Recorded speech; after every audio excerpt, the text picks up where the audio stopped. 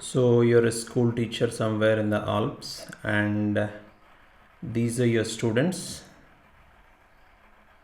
Bach has scored 562 marks out of 720.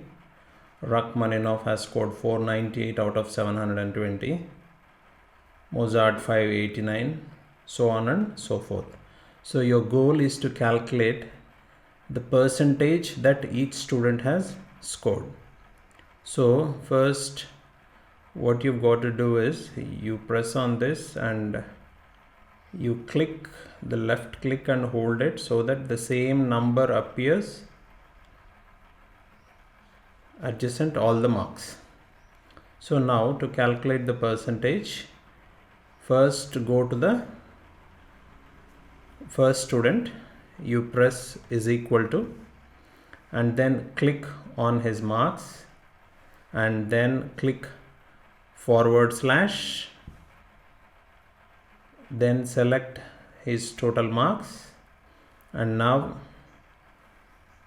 press asterisk, that is you press the shift button and press the 8 button and then type in 100. After you type in 100, press enter. So the percentage of marks that Mr. Bach has scored has appeared. Now to calculate the percentage of marks that the other students have scored, you don't have to type the same formula again and again. What you have to do is you have to go to this bottom right corner. You see a small green square there. You put your cursor there. You will see a plus symbol.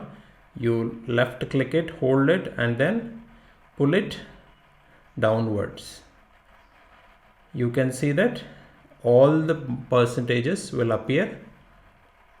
So you don't have to individually calculate each and every percentage. You don't have to type the formula again and again. All you have got to do is you have to go on, press left click here and pull the selection to involve all the entire column.